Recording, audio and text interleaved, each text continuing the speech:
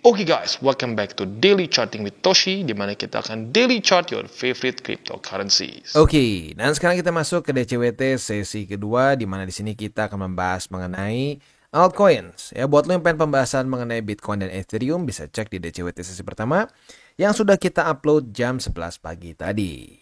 Dibandingkan dengan tadi pagi, kondisi cryptocurrency market cenderung lebih bullish. Dia rally sebesar, atau bukan cuma rally ya, masuknya nge-pump sebesar 5,73% dengan total market cap di 2,35 triliun dengan peningkatan Bitcoin dominance sebesar 0,21% dan peningkatan volume sebesar 14,19%. Kita bisa lihat di sini Bitcoin sepertinya mau menuju ke MA20, walaupun ya masih belum langsung kena sih, tetapi sepertinya sesuai dengan pembahasan kemarin-kemarin, Death Cross biasanya akan terjadi rally dulu. Nah, pertanyaannya apakah rally ini bisa menaklukkan MA20 atau MA20 menjadi tukang pukul? Ya, itu tentunya akan sangat mempengaruhi kondisi altcoins. Next kita lihat di sini untuk BNB terjadi rally kecil sebesar 1,08%. Sementara untuk Solana terjadi pump sebesar 10,49%. Lalu XRP rally 2,22%. Toncoin pump sebesar 17,61%. Wow, quite big ya. Lalu Dogecoin dia juga pump sebesar 6%. Cardano rally 4,28%. Dan AVAX pump sebesar 6,93%. Overall, at least for now, cenderung oke, cenderung lebih bullish ya. Nah, kalau kita lihat di sini ya, kita bisa lihat untuk kondisi Bitcoin dia itu berhasil mantul kembali di Bali Mid ketiga ya, Bali Mid ketiga di angka 61.158. Seperti pembahasan beberapa hari lalu ya, pokoknya di sini deh ya, dekat-dekat sini gue udah bilang saat terjadi death cross ya, dan ini terjadi death cross tuh literally kemarin, apa gue bilang? Rally dulu ya. Banyak orang bilang gini, death cross itu akan ngedam. Lagi-lagi ya, kita ambil datanya, jangan bilang percaya gua ya, jangan percaya Bang Toshi. Ya, maksudnya bukan gitu. Jangan cuma percaya omongan gua, kita lihat faktanya. Death cross, apa yang terjadi? Rally ya. Nah, pertanyaannya, saat death cross rally tembus kayak gini atau kayak gini? Death cross rally gagal jadi resisten dan jebol. Itu aja pertanyaannya ya.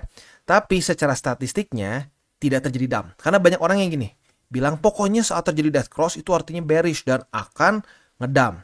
Enggak, statistiknya seperti yang gue bilang ya. Masih ada juga yang bilang, enggak bang, ngedam. Ya, lihat sendiri di sini. Death cross, rally ya. Cari lagi. Death cross, nah ini oke nih. Ini anomali ya. Lalu cari lagi death cross. Lihat, rally ya. Jadi seperti yang gue bilang, memang benar indikasi death cross itu adalah pelemahan tren. Tetapi nggak selalu ngedam. Faktanya 80-90% cenderung malah rally gitu. Nah, pertanyaannya yang jadi tes utamanya adalah apakah di rally ini dia berhasil reclaim atau enggak. Kalau enggak ya berarti contohnya kayak di sini. Kalau iya kayak di sini ya. Oke, jadi kita penantiannya tuh di MA20. Apakah MA20 akan akan menjadi resisten atau jadi tukang pukul atau tidak? Kalau jadi tukang pukul, siap-siap ada kemungkinan besar altcoins bisa semakin merah ya. Tapi kalau dia berhasil reclaim, nah beda cerita tuh ya. Oke, next kita langsung masuk aja ke indeks dolar. Kondisi indeks dolar ini lemah sih hari ini, tapi kita butuh jauh lebih lemah jujurnya ya. Dan saat dia lebih lemah, semoga aja nggak sampai menjadikan MA20 sebagai support. Karena terakhir jadi support. Cukup mengerikan. Terakhir kayak jadi support langsung nge-pump dan ya lu lihat sendirilah ya. Oke, next kita ke Bitcoin dominance. Bitcoin dominance cenderung sedikit menguat lagi. Overall nggak terlalu beda jauh sih dibandingkan yang kemarin dan tadi pagi. Lalu kalau kita lihat langsung aja masuk ke roster mungkin ya. Untuk roster hari ini kita akan bahas Matic, Solana, Manta, Render, dan Cardano. Ya Manta lagi-lagi. Gue udah bahas dari kemarin-kemarin tetap masih pengen dibahas lagi. Nggak apa-apa ya. Mungkin lagi panik jadi pengen tahu ada update terbaru atau enggak ya. Oke, seperti yang gue bilang tadi pagi juga ya. Gue ingatkan sekali lagi, suka nggak suka, lu bahkan nggak invest sama sekalipun di Bitcoin, lu tetap harus charting ya, karena ya ini dia ya, saat Bitcoin tiba-tiba menguat, ya lu bisa lihat sendiri altcoins cenderung ikutan kedapatan momentumnya. Jadi ya cryptocurrency market for now masih sangat besar confluence dengan Bitcoin ya. Oke, sebelum kita masuk, gue akan disclaimer dulu bahwa semua konten dari TCI bukanlah financial advice. Ini semua bentuknya adalah edukasi. Lalu bagaimana cara untuk mendukung TCI? Ada banyak caranya. Lu bisa like our video, bisa share our video, atau juga bisa menggunakan link referral kita di bawah. Dan sekarang kita akan dengar dulu pesan-pesan dari sponsor kita pada hari ini. Oke, today's video is brought to you by BitGet. Dan pada hari ini, Toshi Crypto Indonesia dan BitGet memberikan lu berita bahagia, di mana kita bisa mendapatkan 4 BGB untuk perdagangan pertama kita. Dan promosi ini time limited ya, jadi ada waktunya ya.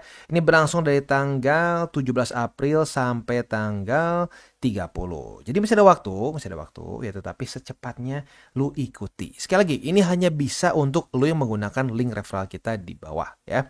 Jadi promo eksklusif seperti yang kita bisa lihat di sini ya. Yang pertama adalah tugas kita bisa memenangkan 4 BGB dengan volume perdagangan ya. Selama periode promosi dapatkan total volume perdagangan lebih dari 100 USDT. As easy as that ya. Aturannya apa? Sekali lagi lu harus menggunakan link referral kita di bawah ya, karena kalau tidak menggunakan tautan atau link kita, maka lu tidak akan mendapatkan hadiah ini ya. Jadi simpel banget, tinggal melakukan perdagangan pertama lebih dari 100 USD dalam perdagangan spot dan futures akan mendapatkan 4 BGB ya. Secara ketentuan lu bisa pause dulu di sini, lihat semuanya, kalau sudah cocok, sudah srek, semuanya sudah oke, silakan diikuti. Sekali lagi, event ini adalah bukan event bukan event bebas dari BitGet, tapi ini event yang harus menggunakan link referral kita di bawah. Kalau tidak pakai link itu, maka tidak bisa mendapatkan hadiah 4 BGB ya. Sekali lagi, buat lo yang tertarik bisa menggunakan link referral kita di bawah. Dan yang pertama kita masuk dulu ke Matic. Untuk Matic, kalau kita bilang the worst sih enggak ya, karena minimal masih ada struktur di sini, dan ya arguably di bear market kemarin dia ada lower low yang lebih dalam. Tetapi sekarang kita bisa lihat momentumnya ya not extremely good ya. Dan kalau kita di sini death cross pertama sudah terjadi, death cross kedua sudah terjadi juga, dia sama 20 dan 200. Sekarang posisi futuresnya mungkin ya, kalau posisi spot kan gue bilang kita hold dulu ya, karena ya lu lihat sendiri lah ya. Kalau sampai mau spot lagi ya paling cepet tuh di sini. Ini struktur yang udah lumayan lama juga sebenarnya ya. Yaitu di sini, sebentar, sip, di 0,5 alias di 50 sen ya. Nah jadi for now lebih ke futures dulu aja, jangka pendek. Retest 1, retest 2 sudah terjadi di 65 sen sebagai resisten, sebagai support ya. Artinya apa? Artinya yang pertama, posisi short kita dari tanggal 16 April sudah profit. Itu dulu ya, berita baik dulu ya. Posisi shortnya sudah profit, dan profitnya nggak main-main, 10,51% ya. Nah, untuk posisi long yang sudah terbuka, target TP kita tinggal kita balik saja di 72 sen ya. Kalau dibulatkan 73 juga nggak sih, kayaknya lebih mending diturunin, mending dibulatkan ke bawah ya. Jadi 72 aja. Atau boleh juga di struktur resistensi nih ya, yaitu daily close di tanggal 14 dan 15 kemarin. Nah, itu di angka 0,71. Ya, itu untuk target TP posisi long. Jadi itu kurang lebih untuk Matic. Next kita geser ke Solana. Untuk Solana dia lumayan ya. Dia kemarin itu kan berhasil reclaim di 133,8 ya sebagai support lagi pada hari ini ya. Nah, jadinya untuk posisi spot berarti kan buy limit kedua kembali aktif ya. Nah, buy limit kedua di 133,8. Buy limit ketiga di 121,68. Itu untuk posisi spot di Solana. Untuk posisi futuresnya, retest 1, retest 2 sudah terjadi di 144,14. Artinya kita sudah punya posisi short yang kita pegang. Nah, posisi short ini target TP-nya adalah di 133,8 ya. Walaupun ini udah ada wicknya, tapi sebenarnya udah kena ya. Kalau mau ngomong di sini udah kena nih. Jadi harusnya kalau lu pasang udah dari tadi pagi ya, lu udah kena target TP. Karena lu lihat sendiri di sini udah kena, terus ada wick ke bawah, udah kena target di sini. Artinya kita sudah mengantongi profit sebesar 7,44%. Wah, asik ya. Tapi ya tergantung nih, lu pasangnya dari tadi pagi nggak? Kalau pasang dari tadi pagi kena, tapi kalau lupa baru-baru gitu ya, ya berarti nggak dapet ya. Itu untuk posisi shortnya. Untuk posisi long hari ini sudah terjadi retest pertama di 133,8. Apabila besok Solana daily close-nya masih di bawah dari 144, artinya kita bisa limit posisi long di sini. Retest kedua otomatis kebuka posisi longnya dengan target TP di 144,14. Itu kurang lebih untuk Solana. Next, kita geser ke Manta. Untuk Manta, berita kurang bagusnya adalah apa? Ya ini gue udah bilang dari kemarin-kemarin nih. Resiko dari satu aset yang baru launch gitu ya. Ya itu adalah saat dia launch dan break struktur. Ya struktur itu maksudnya gini loh. Dia launch di sini nih ya. Pam. Wah. Nah udah gitu dia mulai pelan-pelan nih membuat struktur. Selama strukturnya nggak pecah kemarin-kemarin waktu di sini, Manta cenderung aman kan? Bahkan membuat higher high. Tetapi di tanggal 12 April kemarin jebol dan apa yang terjadi? Momentumnya terus terpuruk ya. Kenapa? Karena ya nggak ada struktur di sini. Para technical traders bingung, ini mau gimana? Nggak ada tempat buat beli gitu, nggak ada support. Jadinya mereka cenderung enggan untuk beli, Makanya ya sekarang Manta masih lemah terus secara secara TA gitu ya. Nah, retest 1, retest 2 sudah terjadi di Manta. Kita berarti sudah punya posisi short ya. Posisi short kita ini target TP-nya tadi kan gue bilang kalau sampai mau pasang di sini ya. Ternyata belum kena. Ya udah, kita lihat besok pagi jam 7. Apabila daily close dari Manta itu di bawah dari 1,85 ya kita bisa pertahankan posisi short kita. Tapi kalau daily close di atas berarti kita cut loss ya. Nah, buat lo yang ngerasa bahwa aduh bang, kayaknya gue mendingan tutup posisi dari sekarang deh karena secara struktur belum terlalu jelas. Boleh ya. Karena gue udah bilang kemarin posisi short di sini atau posisi in general di Manta sekarang cenderung berisiko gitu karena ya lu lihat sendiri, lu mau target TP-nya di mana nggak ada struktur gitu, mau dipaksa juga nggak bisa. Jadi ya makanya gue bilang satu-satunya target TP kemarin di week terdalam di sini. Sayangnya nggak kena hari ini, at least sekarang belum kena ya. Tapi buat lo yang masih punya posisi shortnya, ya target TP-nya mungkin boleh dipertimbangkan di angka berapa nih? 1,518 atau dibulatkan ke 1,520 juga boleh ya. Itu untuk posisi short di Manta.